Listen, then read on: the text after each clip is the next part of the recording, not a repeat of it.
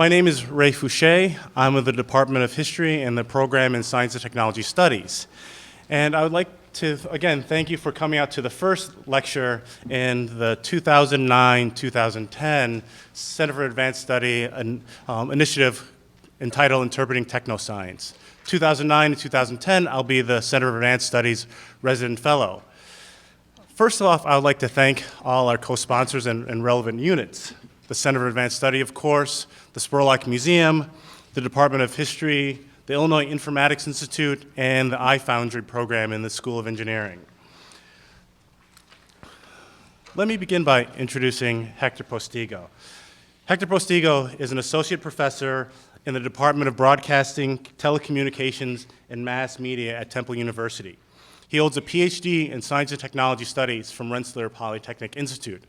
Along with that, to speak to his science cred, he also has an MS in Physiology and Neurobiology, which I suppose he left some time ago. He's published widely in the area of labor and digital rights movements, and specifically has written on American Online Volunteers, ICTs, and YouTube.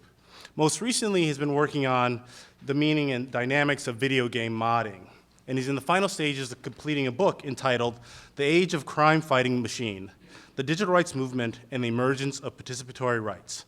He's received external grants and funding from the National Science Foundation, the Digital Universe Foundation, and the European Union. He's on the editorial board of Games and Culture.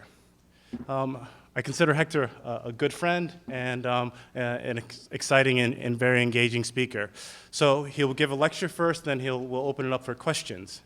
Again, thank you, and I'd like to have Hector Postigo speak for us. Thank you.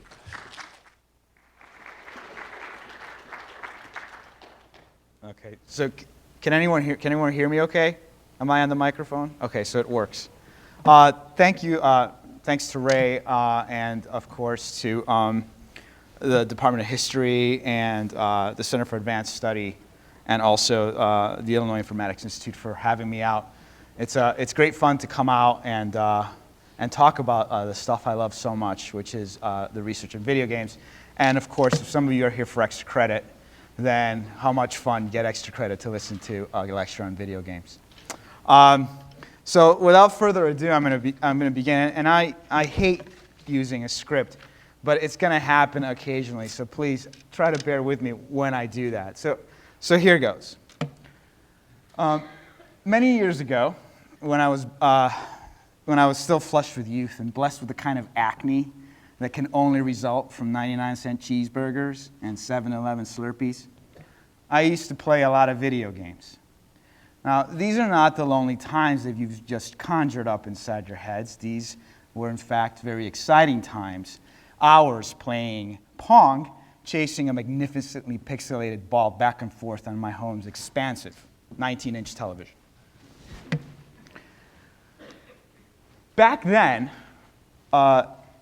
most games had a high twitch factor, and now whether you won or lost had a lot to do with how fast you could jam on that little controller's red button, giving rise to the condition known as Atari thumb.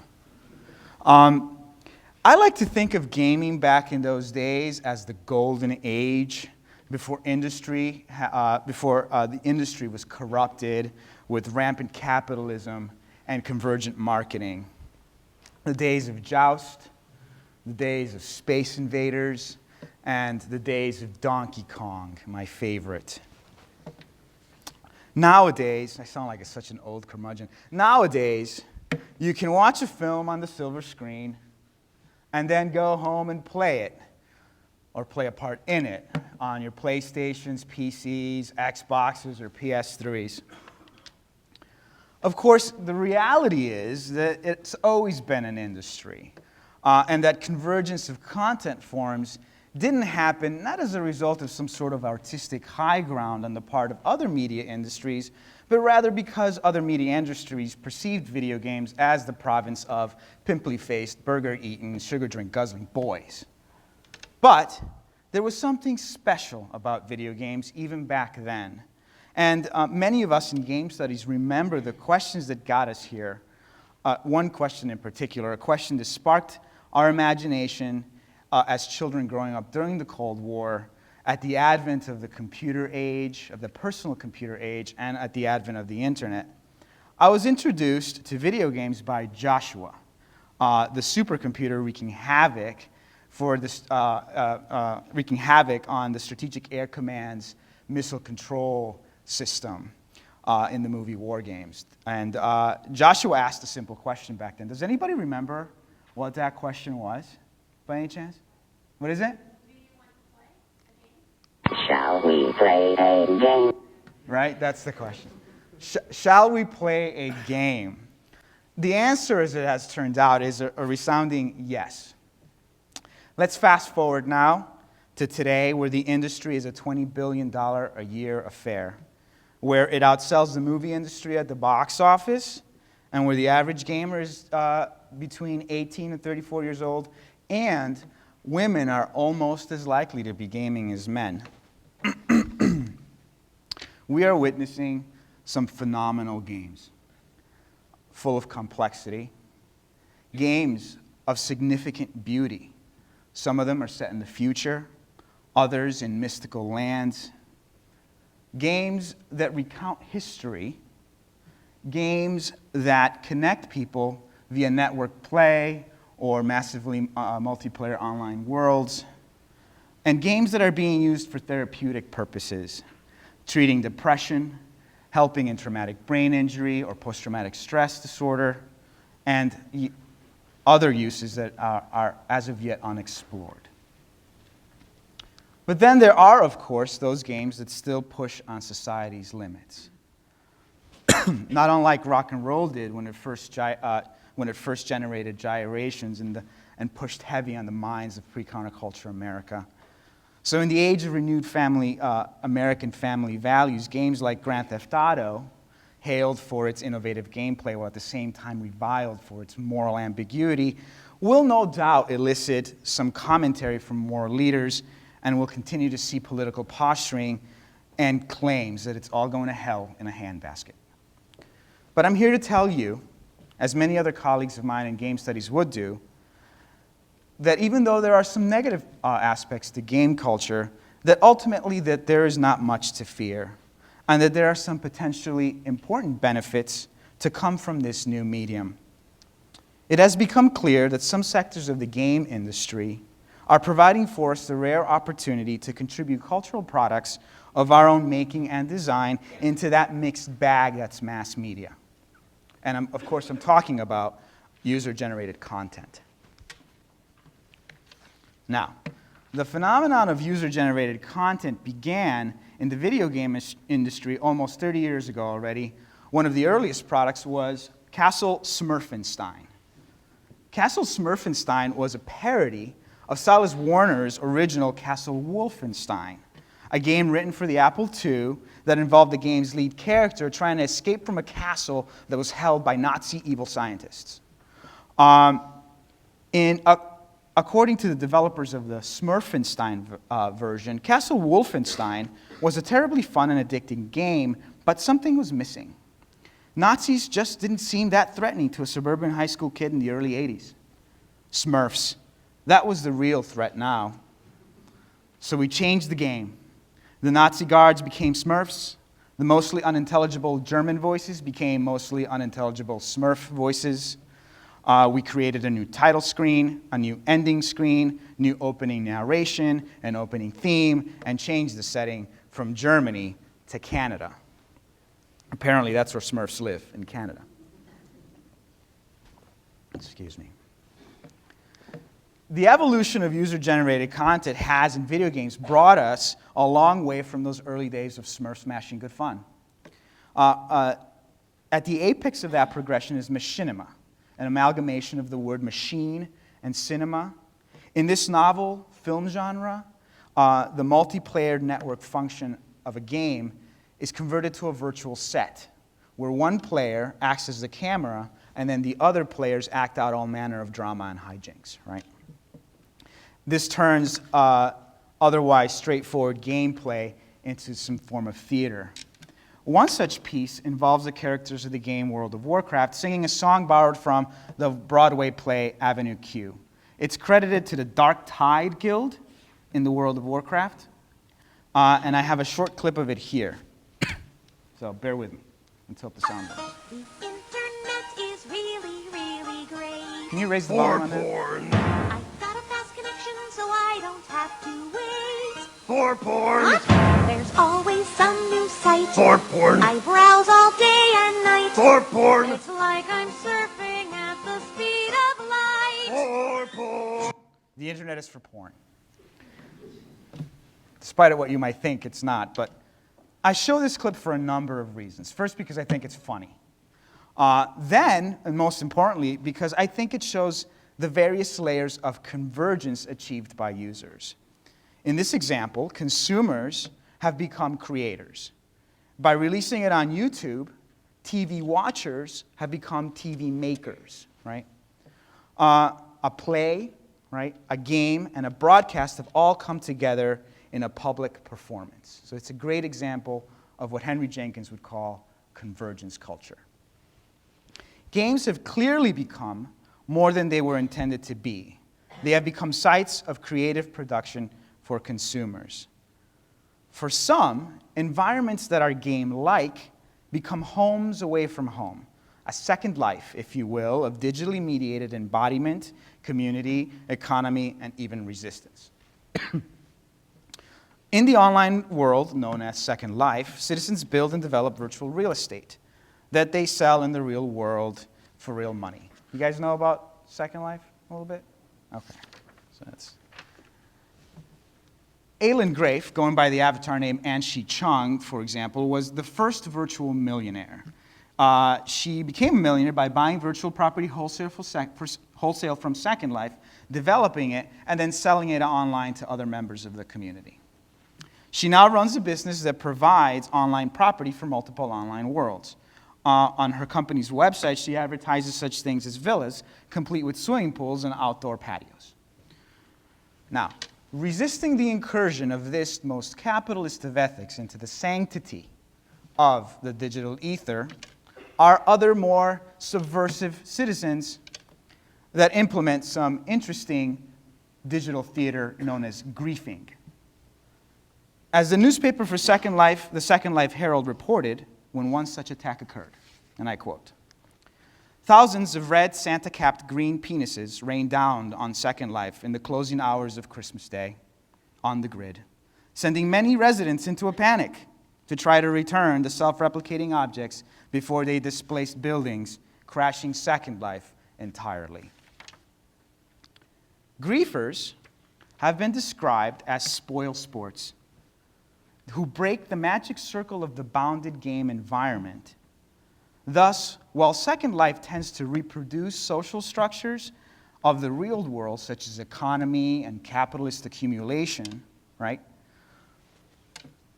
it also creates an opportunity to decenter them, interfering with their order in often comical ways, yet at the same time drawing attention to the values embedded in all things made by human hands. It should come as no surprise, then, that there are some serious consequences to serious gaming. Globalization, knowing no bounds, has produced the phenomenon of gold farming, most notably on massively multiplayer online games, like the World of Warcraft. Excuse me. In this game, as many of you probably know, gamers go online with thousands of other players, taking part in quests, participating in guilds, and feeding a virtual economy. It takes time to develop the skills and powers in the game to actually get to some of the most interesting content or own some of the most interesting weapons, like that giant green sword that night elf has at this. It's pretty ominous. The fact that players must continue to log in and play to gain experience helps the revenue model for the company. Right? It collects a monthly subscription fee.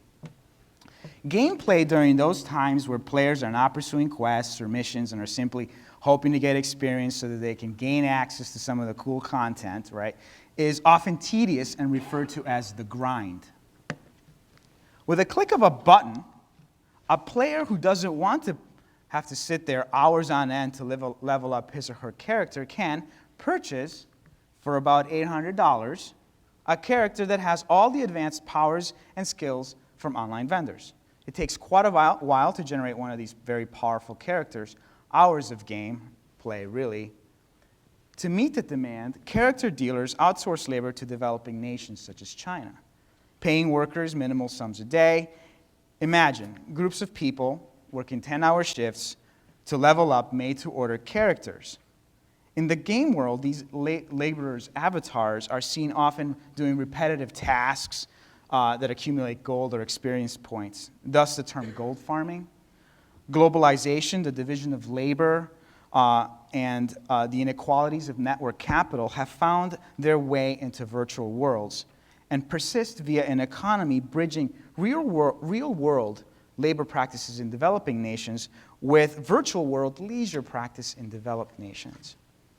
It's fair to say that inside gaming networks, play has become work and vice versa.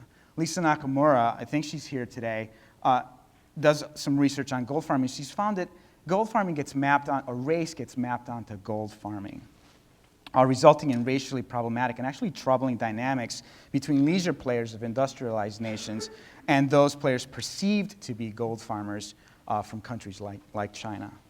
So once upon a time, I found that I had to justify my research on video games, but I find that those days are for the most part over. The military, for example, uses games in training and recruiting. Corporations have product placement inside game environments.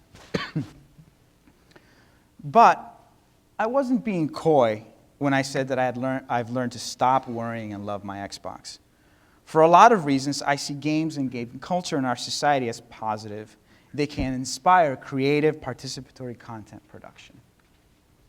But I'm no Slim Pickens, right? You won't see me riding that Xbox down the chute. What I see is an opportunity, a small window through which those of us teaching new media studies and production can help our students enter that new era of user-generated content by teaching them about the mores and the practices and dynamics of the interface between the user and the producer. To that end, my research for the past 6 years has focused on understanding the cultures of productions that have taken shape around PC games. Specifically, I'm studying the cultural practices and motivations that inform the production of fan-generated game add-ons known as mods. I want to understand modding, as it is called, in the context of labor economies that are not primarily based on money, but on other forms of compensation like sociality, reputation, fan culture, and what a friend of mine in Australia, John Banks, calls social network markets. I think that modders and modding culture give us a unique insight into the dynamics and pitfalls of user-generated content, into the dynamics that exist between very productive audiences, very productive fans, and the companies that they contribute to. So who are modders? Well, modders are PC game fans that make modifications to their favorite PC games, right? They then release the mods online, and gamers who own a copy of the game that's been modded can download that mod and install it. And they can then change the gameplay of their original game, either a little bit, or they can change the game entirely. The number of mods for PC games are legion, right? As for example, this particular site, the mod database, has about 5,000 mods available for various titles, and the mods are in various states of development. So this is just one site of many sites that has all these mods available. There are various types of mods that can be produced by modders, and these include levels or maps, right? In this case, a modder has changed a dungeon-like environment on the left to a treehouse environment on the right, and again, you can download this for a particular game. Other types of mods include skins or tools. Modders can then generate new characters or new tools or weapons to use in a game. And then you have modding mods, which aren't exactly modifications, but rather are tools developed by modders to help others program or design for a particular game or game engine, like the Unreal game engine or the Quake 3 game engine.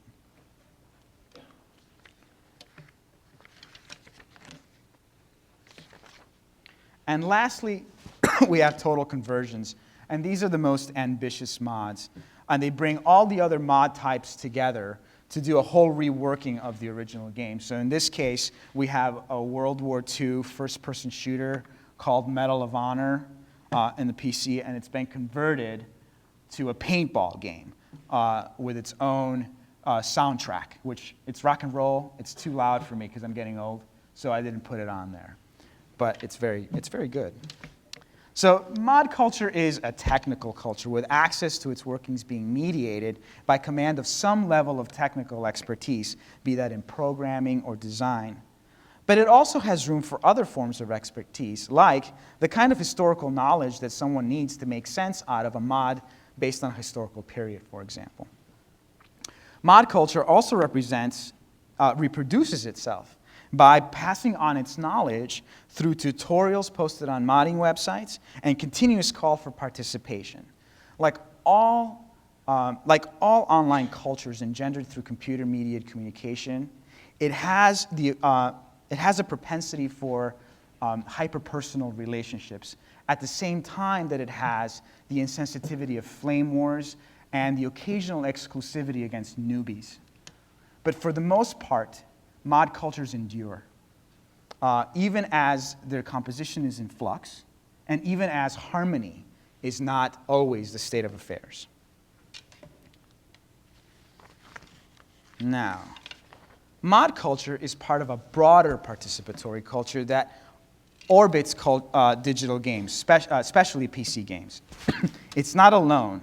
And game culture ultimately produces a whole content ecology that consists of mods, but also cheats, walkthroughs, game chatter, online play, and of course, machinima. So, hold on a second. So, for example, a given game like Battlefield 1942 can have a number of user-generated content forms associated with it, right?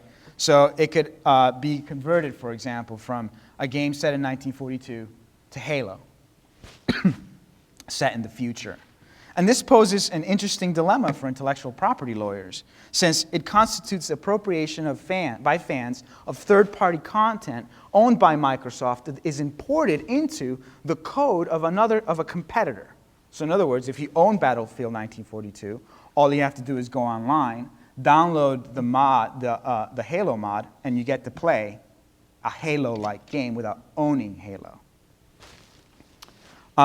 The content ecology that surrounds a given game also has cheats and walkthroughs. These are little codes that you can use in-game or little guides to how to play the game. And lastly, of course, content that surrounds any particular game includes machinima. In this case, I've shown you a machinima that's associated with a very popular game, Halo, right? And this is Red versus Blue. Does anybody here know Red versus Blue? Okay, so here's a short portion of one of the earlier episodes of Red versus Blue. And it's sort of the soldier turned existential philosopher. Makes sense.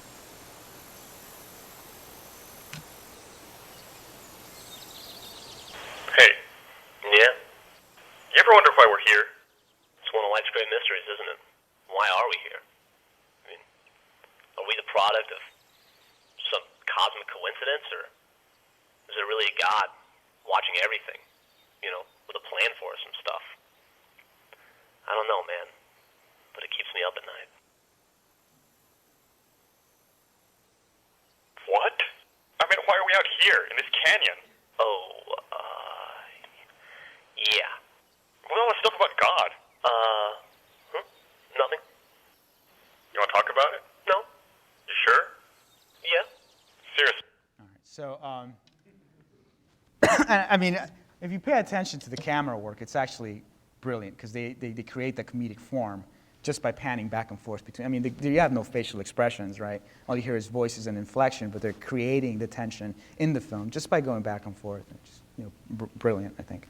So I think Red versus Blue is important, not only because it shows a layer of convergence that I already illustrated with that clip on the World of Warcraft, but it also because it illustrates the synergies that begin to develop between game companies and productive fans. So it represents the unique intersection of commercial product and user-generated content. This series is perhaps the most popular currently in production. It's made by Rooster Teeth Productions. They actually have incorporated. It started in 2003 and continues to this day. Rooster Teeth now has its work featured on official Microsoft content, and is commissioned by Microsoft and Bungie, the developers of Halo, to produce red versus blue commercials for the Halo franchise, right? So you can download commercials where these guys are actually selling the product. They also sell their own, that's the series on DVDs, right, as well as distributing the content online. So a pressing question arises when one considers the extent of user-generated content in the PC industry and the increasing use of user-generated content in other industries, like, for example, television. That's also beginning, and internet industries for sure. The question is, what does it all mean? I propose here that modders have been at the leading edge of participatory culture in digital media, and that recent interest in the user-generated content paradigm of YouTube, MySpace, Facebook, and all these other media industries is old hat to modders in the PC game industry. It's old news. So I set out to learn about mod cultures because its dynamics may answer general questions about the dynamics of user-generated content production, especially as it might apply to other industries. So I want to learn something about a small place so I can learn something about a bigger place, right? So what does the practice of producing mods mean for modders, for gamers, for the industry? Why do modders mod, and why should we care? Excuse me.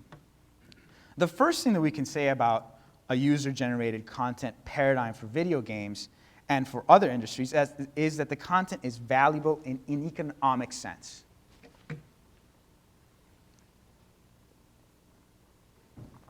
So, for example, calculations solely based on labor costs suggest that PC game companies would have had to pay out between $10 and $30 million to produce the top total conversions for the best-selling games of a few years back, right? So a big chunk of money that they didn't have to shell out, that fans did, and that added to the content ecology of their existing games.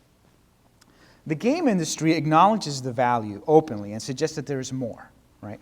When, for example, modders and fan communities serve as testing grounds for ideas that the company thought too risky to pursue, or when they generate their own ideas that the companies themselves didn't have in mind. There's also value for modders. Consistently, when asked why they mod, modders say, firstly, because it gives them a sense of contributing to community.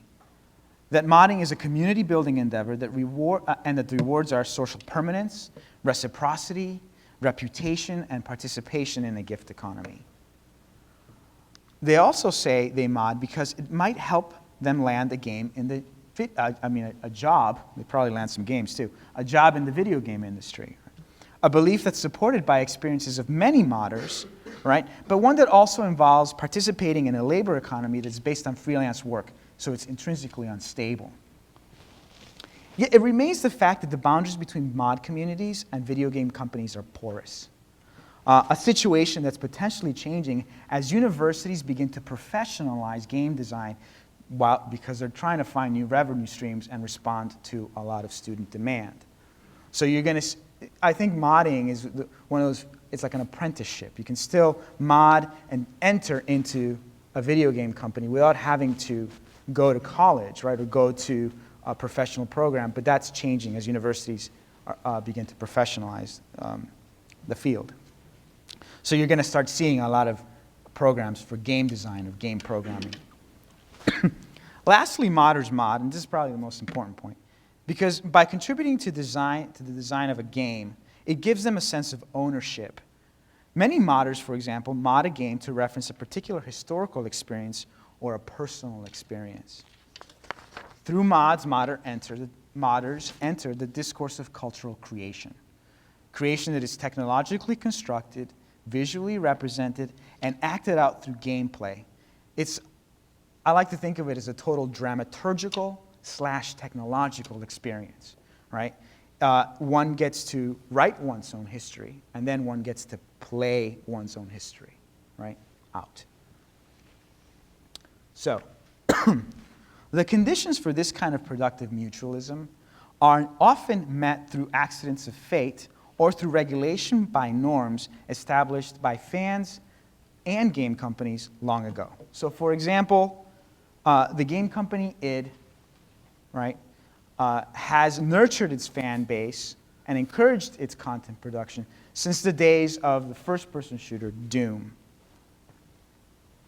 And it releases a host of tools to help its fan base do this, like software development kits, and it gives them access to the game source code. Its productive fan base and associated modding cultures have endured for now almost 15 years. And the co-productive relationship is part of the development process.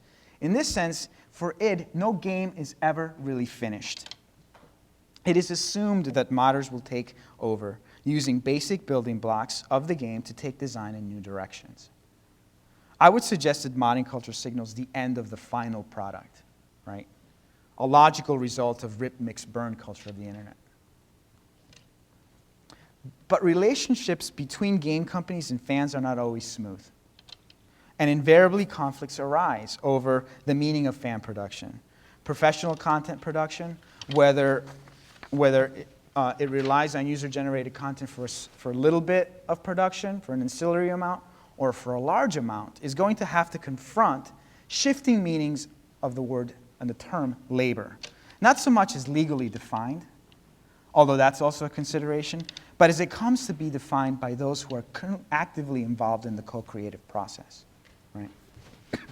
So, for example, again, my friend John Banks at QUT in Australia carried out an ethnography describing the relationship between the Australian video game company Aran and fans who were incorporated into the design process for their game Trains. He there's my Trains. Okay. So he noted that in cases of co-production, we witness a co-evolution of two economies that produce a social and a business economy, right? That produce a newly constituted state of social labor relations governed not only by an economic rationale, but by a cultural calculus as well. So in such a case, meaning matters as much as money, and the newly constituted relationship between business and productive fans is one that accounts for both the economic and the social. So co-creative relationships are a process by which economic outcomes sit alongside significant social and cultural outcomes for the communities involved. So in his study of Aran, when the community and the developers considered each other's values, right, kept them in mind, work went well. And when they ignored each other's values, work went pretty badly.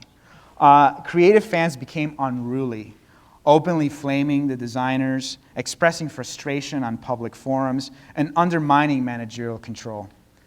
Designers, for their part, retreated into a discourse of managerialism and professionalism, right? And they constructed the community as being amateur, right? So another source of friction in the model of user-generated content is the intellectual property problem. For modders and gamers, the question of whose game is this anyway has traditionally been governed by end-user license agreements and contract. Excuse me. But it also, and probably more importantly, has been governed by norms, or a moral economy that dictates the internal sets of rules that govern the extent of appropriation that modders can make over content. When those norms fail, they do so because of restrictive, overprotective copyright concerns, right? That, in my view, will limit the value and the productivity of derivative works, especially in things like games. Companies let loose the discourse of law, and modders retreat into the resistive design. So in one interesting case, a group of modders decided to incorporate the G.I. Joe toy line, you guys remember G.I. Joe? Probably too. Into the game Battlefield 1942. So here you have the G.I. Joe toy on the right, and then they're putting it in, right? It's so they can play the G.I. Joe game. So this was, excuse me, a very meaningful thing for modders and for their associated communities because it referenced that childhood memory experience, right? And spoke to that need that I told you about owning the content through some sort of design, right? And referencing that personal history.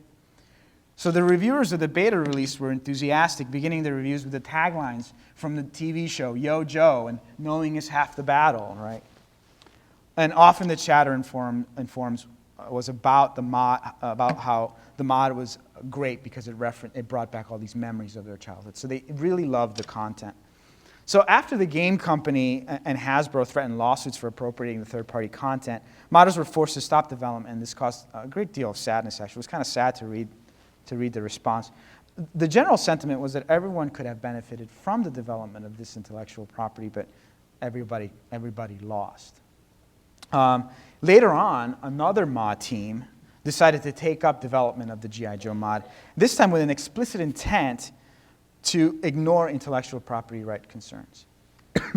They announced to the fan community that a cease and desist letter from the company would not stop them, and the community's love for the content was enough to justify its production.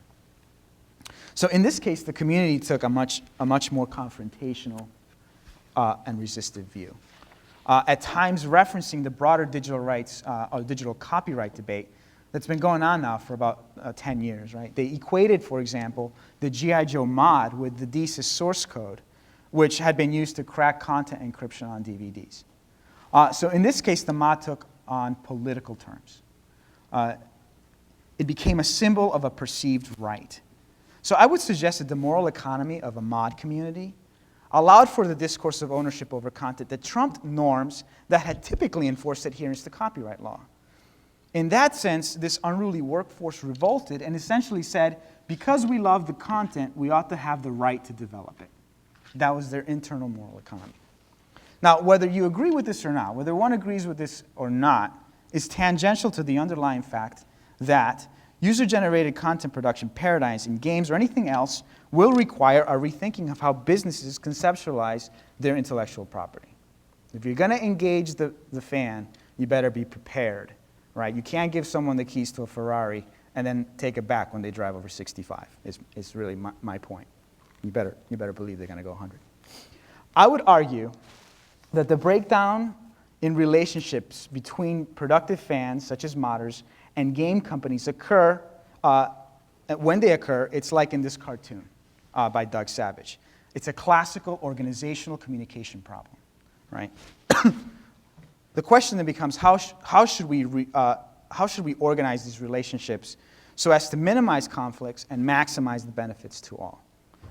First, I would propose that conflicts are good if they allow for stakeholders to speak about their fears, desires, and meanings.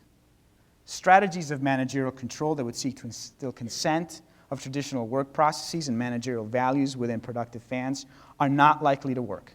Productive fans are just not bound by that discourse. They typically are working for free, and their reward systems and ideologies are embedded primarily in their own communities, not in organizational structure or managerialism's values.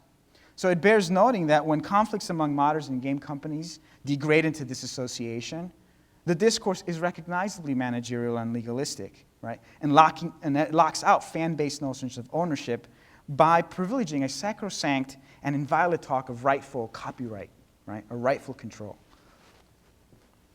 I would argue that the best way to organize user-generated content is through an organizational co-determination model, where involvement and participation create a discursive space for the values of both the game companies and creative fans. I think in new media organizations, unlike traditional organizations, co-determination might find fertile ground. So, I'm going to leave you with a picture here from Oren's game Trains, which was designed with a great amount of user-generated content. Because despite its troubles, I think it's a good example of the potential of user-generated content to help and inform design. Ultimately, I offer a utopian vision of realizing effective co-production of content in digital media. If we are to learn anything from modders and video game culture in general, it is that the creative power of the crowd is an important resource, not solely for businesses, but more importantly for us all. It gives us an opportunity to contribute via technocultures like modding, but also through our hobbies and our own knowledges into that mixed bag, right? Mass media and media entertainment. Because cultural products are wrapped up in our own phenomenological experiences, I would propose that they are part of who we are, part of our individual and collective identity, and thus, there is a basis for claiming ownership over these things. If user-generated content as a paradigm for the development of mass commercial content is to succeed, a new culture of production is needed, one that recognizes the meaning of content for those that consume it and / produce it because that role is converging, and one that lets slip the confines of singular ownership and control. Thanks.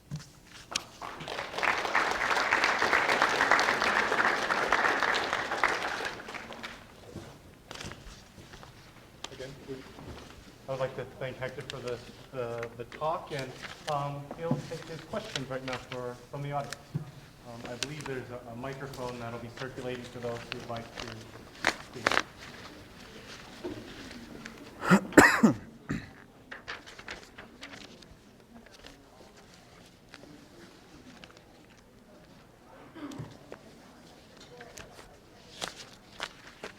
Hi.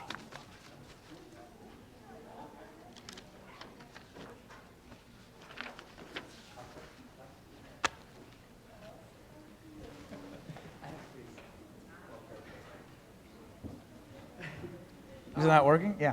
How do you feel that customizable characters and content kind of add to the self-identification that a lot of people deem problematic with video games, especially in terms of violence in general and things like that? I guess it all depends on. I mean, I'm trying. Yeah. Could you repeat the question? Yeah. I'm gonna repeat the question because I don't. Okay. Let- How do you feel that the customizable characters and content makes things more realistic and kind of problematic in terms of violence and gender roles and things like that? Well, I mean, I think there's a lot of layers to that question. First, being able to customize the character for what purpose, right? So you can customize the character for self-expression, and so you're saying if you customize a character for the purpose of realism, to sort of affect some sort of realistic impact, right? And if you're going to do, let's say, a very realistic game where there's a lot of, let's say, violence. I mean, I have to reference sort of the violence research on video games, which is legion and conflicting. And so a lot of research will say, well, yeah, video games, the bottom line is they tend to make people a little bit more violent. But then if you do a different type of study, if you wait a little while, people just kind of cool off and then everything's cool. So I guess the way I would look at sort of realism in games, if that's where you were going at with customizable, right? In the sense that I'm not sure, I think the jury's still out on that research. From the aspect of how people will express themselves, the research and a lot of the work that's been done on let's say computer-mediated communication and going back all the way back to like to MUDs, like multi-user dungeons, which were just simply text-based virtual environments, and people would just type. Identity play has always been part of that, and so if you customize a character, it depends on whether you want the identity to line. It's almost like Erving Goffman's presentation of self, right, in everyday life. What do you want to project through that character, through what that character wears, through what the character looks like, right? So I think it's an aid to the construction of self. It's an aid, perhaps, to the fragmentation, or it speaks to the realities of fragmented self, right? And so in terms of violence, I don't know. I think the jury's still out. I think in terms of customizing a character and making it look like something you want it to look like, I think it helps people articulate things about themselves that we do anyway by the clothes we wear. So.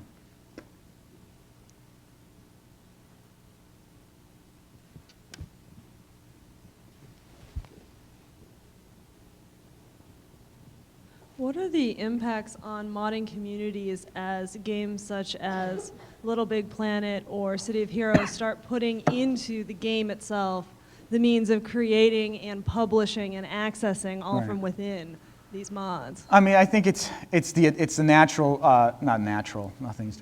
It's the logical progression of the system, right? That some company, like video game companies above all, have just woke up one day and said, "Oh my God!" Right? All these people are making all this stuff, and it's and so it's the idea of trying to tap the crowd. Mod communities, I think, are different, categorically different than communities that will probably take up around things like Little Big Planet, mostly because mod communities there's almost always a programmer. So it's a very technological community as well. Not to say that there isn't other. So they're in composition, they're different.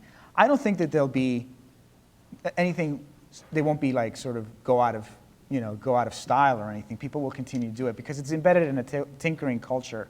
And I think if anything, things like Little Big Planet are attempts to bring tinkering culture from the confines of the PC game industry, which in comparison to consoles is a small fraction of the larger industry. It's an attempt to bring that kind of culture out of that space into sort of all of us, right? The majority of people who own a PlayStation 3 or an Xbox. And Xbox, for example, is releasing, you can develop little games now, right?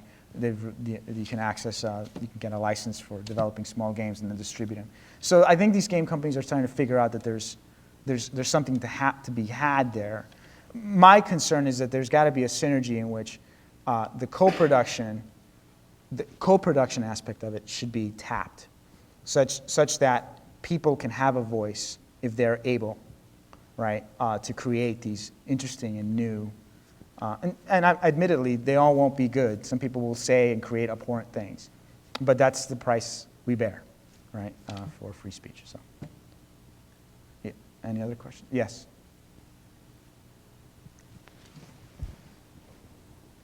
How do you feel about companies like Valve who release their source code and other tools and encourage modification, and then once quality mods come out, they actually purchase the rights back and kind of work with the team? Is this a model that other companies should pursue? Yeah, I mean, I think video game companies are pretty much acknowledging this, and Valve Valve and id are probably the two sort of companies that have pretty much pushed that as far, they're at the leading edge. I think it's a good thing for the modders. I think it encourages them. If you look at actually, the reality is that very few mods, like everybody thinks Counter-Strike, right? Which was a mod to the game, it's a Half-Life, right? Which is a wildly popular game. And then the mod Counter-Strike becomes more popular than the actual game. Valve comes, taps the development group, and then they have this monster game. That's actually few and far between. So when I was talking about, they enter the mod community because they think they're going to land a job or something like this will happen, the reality is that most of them won't, right? The reality is that the mods will be okay, and people will play them, and the reward will be within the context of the small community. The benefit to the industry as a whole will be that, wow, if you get bored playing one game, you can always go and screw around and see, oh, I found this other thing, and you mod, right? So there's this moment of sort of synergy, but the majority of them don't really make that transition. And I guess what I'm arguing is that maybe there should be much more of that cross, or even cross-pollination, if you want to use the biological term, right, of coming together and speaking to each other and actually maybe engaging in co-development projects with specific mod companies. But that's I think, an emergent model. Does that make sense? And so I think it's a good thing. I think it's going in the right direction. But there's always an issue of equity, because intellectual property is always the underlying kind of common denominator. Because ultimately, I have conversations with lawyers about this, and they're like, well, if they really just wanted to, they could just, sue them, and that's it. It's technically it's the game company's intellectual property. But then other lawyers will say, no, well, it's a derivative work, and it's more complicated than that. So all that needs to be hashed out.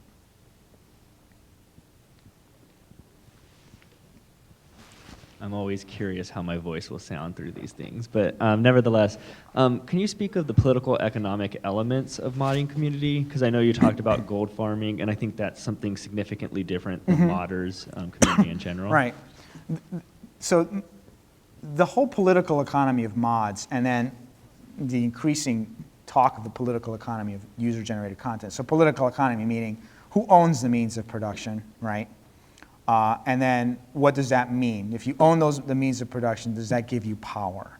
Right? So in a sense, modders are always, the theory has always focused on this idea of free labor, right? And the idea is that in post-industrial societies where everything we do can become part of that wonderful capitalistic sphere, right?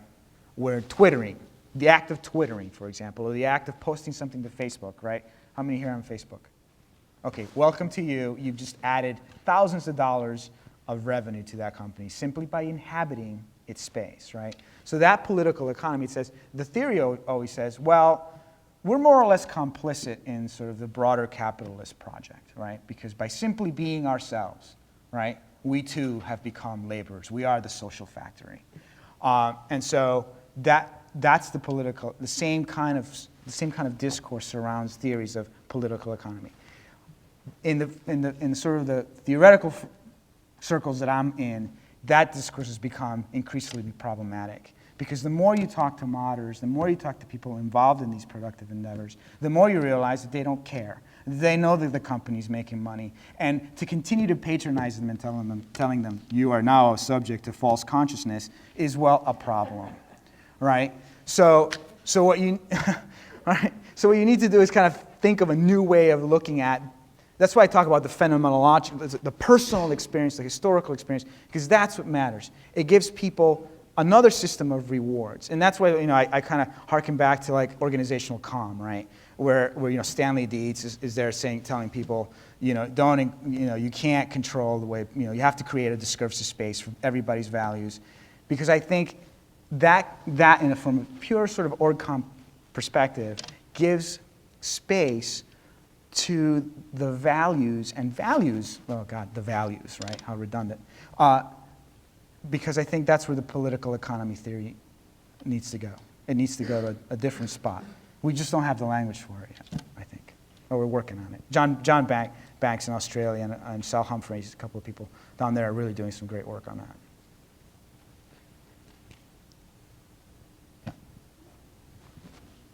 I'll ask a question. It's about modding at this moment in time. You kind of use the language of tinkering, which that has that very traditional history of technology kind of aspect to it. And modifications to machines or technological objects is not new. I mean, you talk about video game modding. People mod their automobiles, they'll jailbreak their iPhone. There's multiple different ways that people mod. So can you talk a little about what do you think is really special about this specific moment in time in relation to other forms of technological modification? Mass media. Mass media. So for example, if you were part of a community that modded a car, let's say, or these communities were locked in to their, it really for me, if I were to speak to the one distinguishing characteristic, I would say that because they can put the stuff online and millions of people can download it, it creates, it's mass communication, right? Which is different than saying we have a zine that 50 people have on this particular tinkering culture, right? Or maybe 100 people. The fact that this can become a mass-produced, and mass-consumed, totally changes. It's a categorically different experience, which opens up a whole new set of issues for these folks that other people didn't have, right? First and foremost, intellectual property issues, right? Normative issues. Now, how should we regulate our community so as to regulate perhaps the boundaries to the outer world, right? So that would be my answer.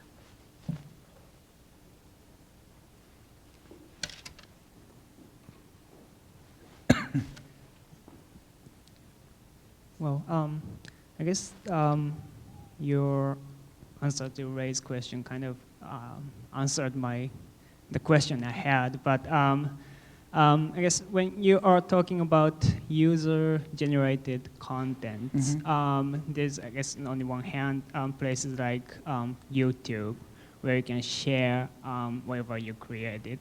And on the other hand, there are places like mod download websites or official websites of the game makers that let you share your mods or machinima or whatsoever. But I guess was curious about was